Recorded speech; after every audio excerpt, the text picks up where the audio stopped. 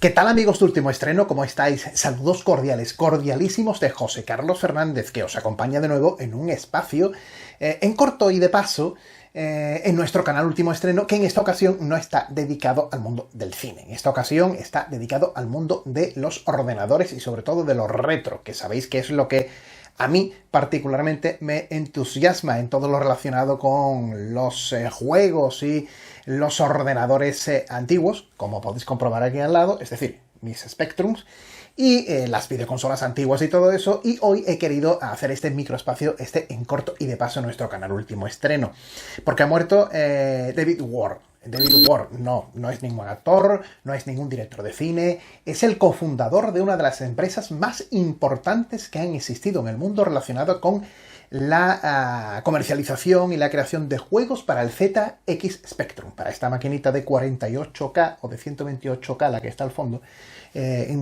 con la que se hacían maravillas en los años 80 y 90, se siguen haciendo, pero con esa nimiedad de esos, lo que era hacer algo con 48K, es decir, con nada. Bueno, que me enrollo. ¿Quién era hasta hace pocas horas David Ward? El cofundador de una empresa llamada Ocean escrito. Para los que ya le daban a los juegos del Spectrum y después Amstrad y todo eso en los años 80, Ocean es un nombre sacrosanto.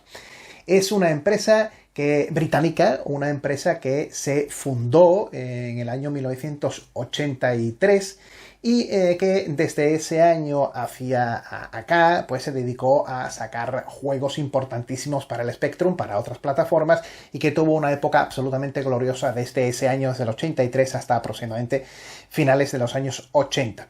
Poco a poco la compañía fue siendo desplazada en los años 90 y acuciada lógicamente por las grandes majors americanas y japonesas, que acabaron ya con esa industria británica que en los 80 fue muy grande, pero que poco a poco pues es comida por los japos y por los americanos. Ocean la funda David Ward junto con otro colega y aparecen gracias a él, gracias a su estrategia comercial, programas absolutamente importantes en la era del Spectrum de los años 80. Pero sin lugar a dudas, aunque vosotros tendréis concretamente un título de Ocean que os puede destacar o que podéis considerar el vuestro preferido, pero hay uno muy importante que aparece en 1985, que es el Daley Thompson's Decathlon.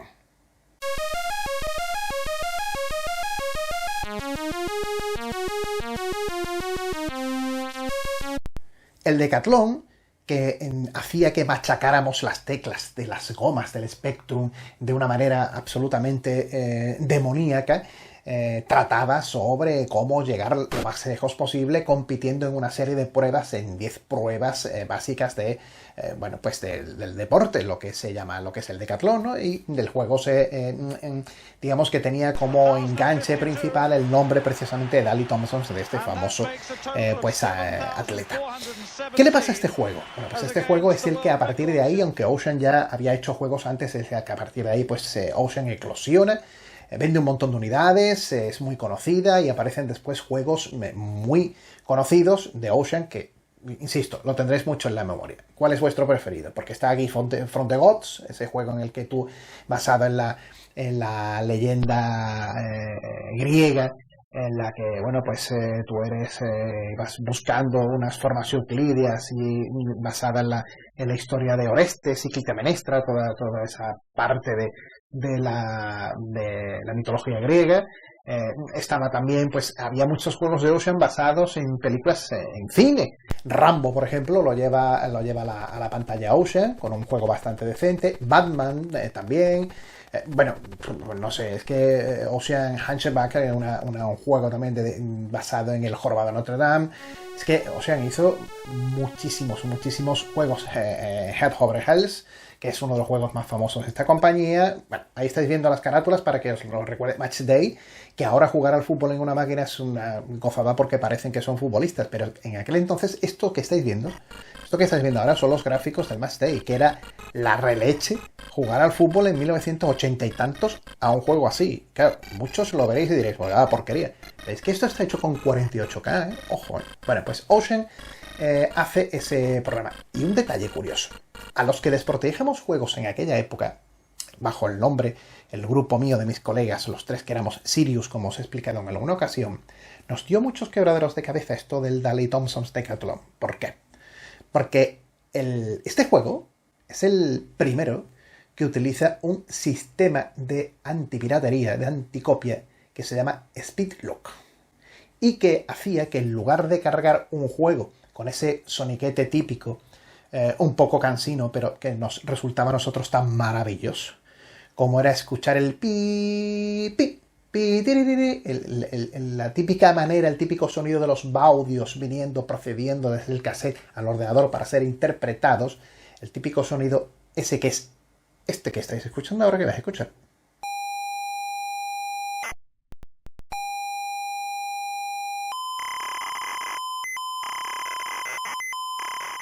Pues David Aubrey Jones y David Looker, 2 años antes de salir al Decathlon, estos dos nombres británicos habían creado un sistema llamado Speedlock, que era un sistema por el cual se alteraba la forma de cargar el programa, los juegos. Era una alteración del sonido de los baudios, de la velocidad de carga de los baudios, de manera que los copiadores, los programas que existían para copiar juegos en lugar de poder comprar los originales y que tú los utilizabas, no detectaban la velocidad de los baudios porque estaba alterada.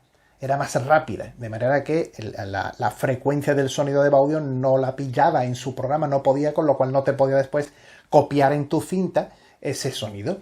Si se empleaba lo que estaba por entonces muy de moda, ¿os acordáis de los aparatos de doble platina? Había unos aparatitos, unos equipos de música que tú ponías una cinta, ponías otra y le dabas a copiar y copiabas. Pues era tan sensible la velocidad de los baudios, aquella alteración era tan sensible que a pesar de copiar de una platina a otra, no pillaba bien, de manera que era muy complicado, que por mucho que tocáramos el botón del cassette para cargar, el azimut como se llamaba, era muy complicado poder cargar bien el juego. El Spectrum y siempre daba el tapeloading error famoso, o el new, y desaparecía y aparecía la pantalla de inicio del ordenador. De manera que el Speedlook, este sistema creado por estos dos Davies también, por estos británicos, se queda ahí en el 1983. Se queda durante 1 año y pico dando vueltas. Parece que no convence a las empresas de programas y juegos hasta que el recién fallecido David Ward lo adquiere y lo decide poner en su Daley Thompson's Decathlon porque le convence para que no se copie. Y bueno, nos hizo trabajar, oye, porque es verdad que cuando nos dimos cuenta y pusimos aquella pantalla y escuchamos, en lugar de lo que hemos oído antes,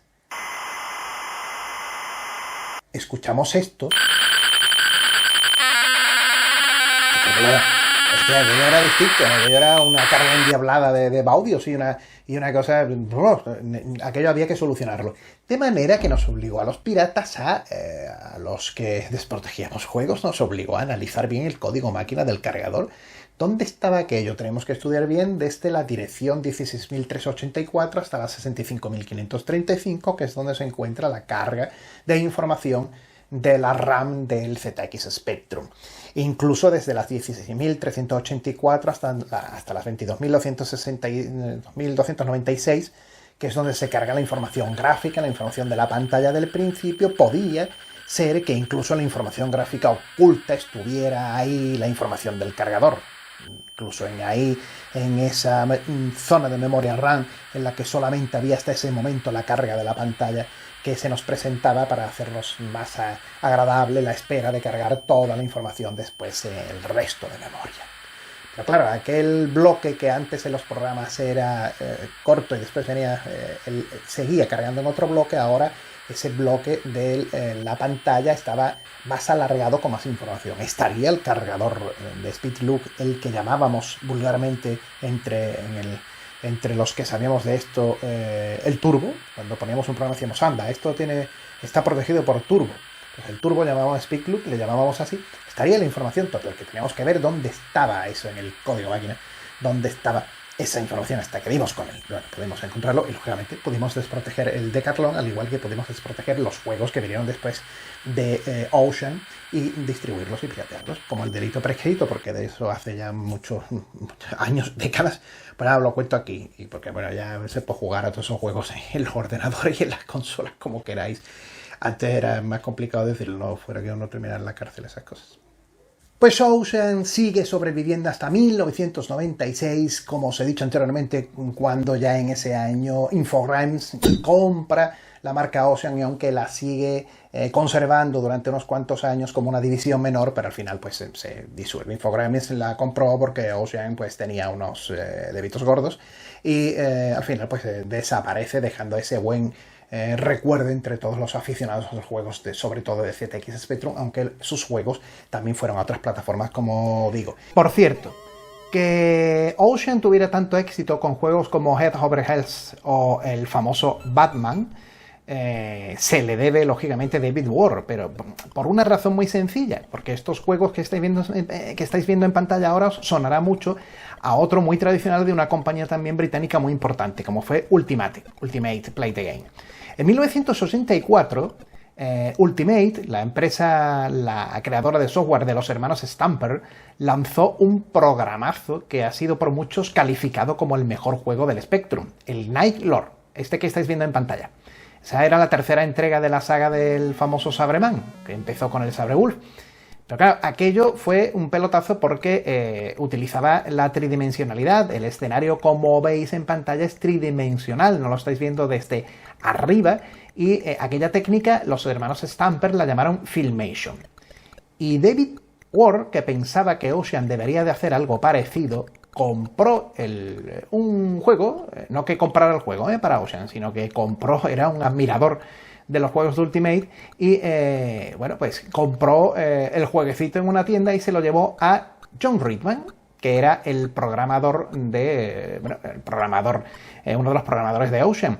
Y David Ward pues sentó a John Ridman delante del ordenador para que este señor, John Ridman, hiciera todo lo posible para hacer un juego muy parecido al Night Lord. John Ridman había hecho anteriormente a los juegos que os estoy diciendo, había hecho el Match Day en ese mismo año, en el año 1984-85, y bueno, pues el jefazo de Ocean decidió que John debería ponerse manos a la obra para sacar un juego con la técnica Filmation. Y entonces ahí empezó a gestarse el Batman que ya conocemos y que ya se hizo famoso por Ocean.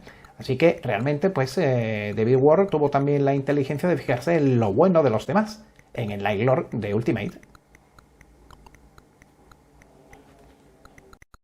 Curiosamente, entre las firmas más importantes de creadores de software de los años 80 para el ZX Spectrum se encuentra Ocean, pero también estaba otra empresa que os va a venir a la memoria enseguida en Gran Bretaña, como era Imagine Software. Imagine Software también era importante. Y lo curioso es cómo a alguien le pasa lo que te ocurrió, lo que tú hiciste anteriormente en muchas ocasiones, ¿no? El karma, ¿no?